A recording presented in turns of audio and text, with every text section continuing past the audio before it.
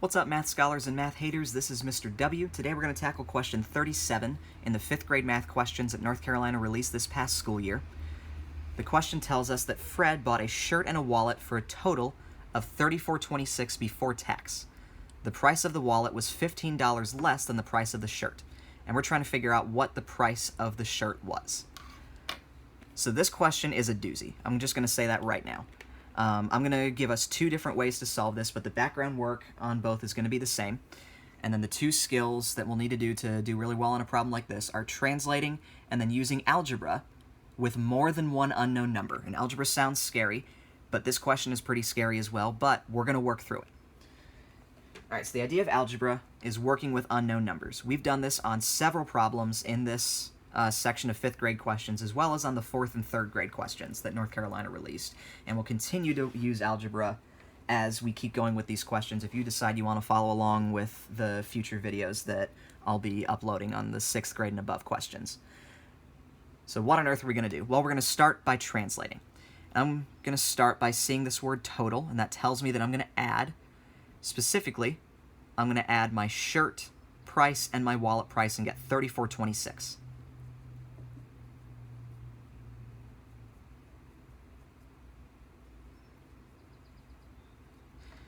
So whatever my shirt price is, I can add that to my wallet price and get $34.26. And I also know that the price of the wallet was $15 less than the price of the shirt. I see less, and that tells me that I'm going to subtract. And since I look at my word then, and the price of the shirt is on the right of then that means my shirt price is going to be bigger than my wallet price by about $15. Okay, so here are the two equations that we figured out from translating question 37. And one thing that I want to point out, this is a good thing to keep in mind for as you go through your math classes, you're going to need two equations to figure out the value of two unknown things that you have. So I'm going to use a trick. That trick is called substitution, and that tells me that if one of the things that I don't know, like the price of the wallet, is by itself on one side of my equal sign, then I can go ahead and cross out where I see wallet on the other equation, and instead write everything else. So instead of shirt plus wallet equals $34.26,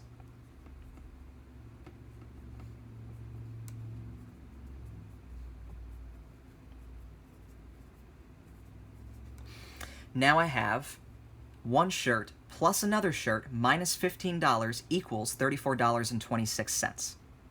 And this makes sense because I already knew that my wallet was equal to my shirt minus 15. So this is just rewriting this math sentence using some of the other words that I was able to use because of this other equation down here. So now I have to do some math and actually figure out how much a shirt is. So for shirt plus shirt minus 15, I'm going to go ahead and say that this is just two shirts. If I have $1 and $1, I can say I have $2. If I have one shirt plus one shirt, I can say I have two shirts. So that's okay. And now, this is what's called a two-step equation. So I need, if I want to figure out how much a shirt is, I need to get rid of the numbers around shirts. And I'm going to go ahead and use fact families twice to do that. So if I know that two shirts minus $15 equals $34.26, then I can say that two shirts equals $34.26 plus $15. So every other time I've done a question like this with equations, where I've used fact families to rearrange a number sentence, I'm doing the exact same thing right here. And so now, I can go ahead and add these numbers up, $34.26 plus 15, and you could do this on the calculator. And I can't imagine North Carolina would be cruel enough to give you a question like this without the benefit of a calculator, but that could happen. $34.26 plus 15 should give you $49.26. And I'm going to take two shirts and I'm going to rewrite this as 2 times the price of one shirt. Now, I'm sure you can see how this makes sense mathematically. If it's 2 shirts, I can just as easily say that it's 2 times 1 shirt. And I know that this equals $49.26, so I'm going to use fact families one more time and say that if 2 times something I don't know, which is the price of a shirt, equals $49.26, then $49.26 divided by 2 is going to equal the price of one shirt. And so now, I'm going to get out my calculator and say that $49.26 divided by 2, and of course my dividing key gives me the fraction line because that's how this calculator works, and I don't have on hand one of the ones that y'all will be able to use. But this gives $24.63. So after all that work, I'm going to compare this to my answer choices, and I can see, thank goodness, $24.63 is one of my answers.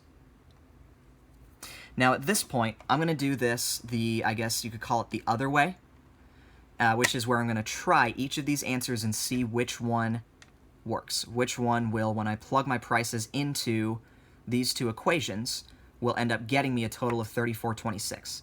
So there's going to be another cut here. So I have my big board once again, and I've written my two equations with a little bit more space in between them and in the other order, because this is where I'm actually going to go ahead and test out my answer choices and see which one is going to work best.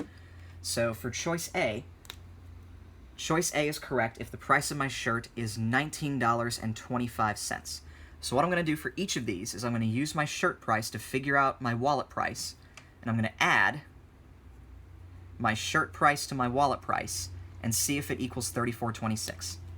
Alright, so to start with, if I'm testing $19.25 minus 15 equals $4.25. Since $4.25 is the price of my wallet, I'm going to write that under where it says wallet down here. And I'm seeing if $19.25 plus $4.25 equals $34.26. And I'll bring out my calculator. $19.25 plus $4.25 gets me 23.5. Not at all what I'm looking for, so choice A, $19.25, is gone.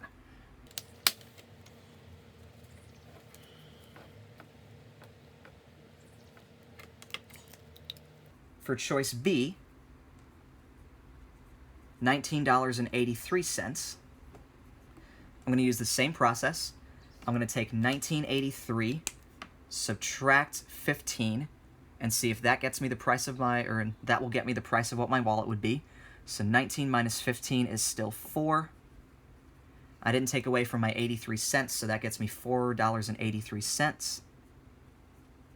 So 1983 plus 483, since I plugged my 483 back in from my wallet, that's going to equal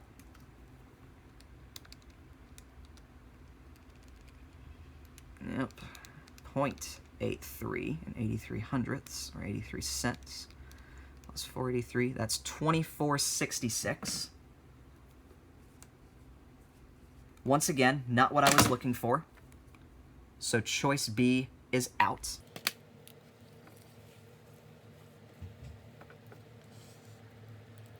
Since I've already done the other way and gotten choice C, I'm going to test out choice D, which is $24.75, $24.75. So I start by finding my wallet price. $24.75 minus 15 is going to be $9.75. I take this and I write it back in under wallet. So now I'm figuring out $24.75 plus $9.75. That gets me 34.5, or in dollars and cents language,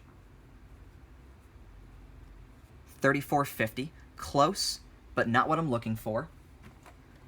So I know that choice D is out, and just for the sake of thoroughness, I'm going to test out choice C, because we already know that it's right, but it's good to use it, or to test it using this method as well. So choice C was $24.63. $24.63. I start by subtracting 15 from my shirt price to get my wallet price, and that would be $9.63. $9.63 is the price of my wallet, so I'm going to add these and see if I get $34.26.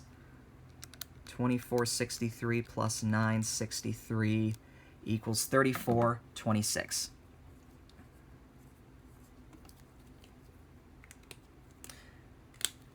So we got the same answer by testing each of our choices as we did from using the algebra method to figure it out.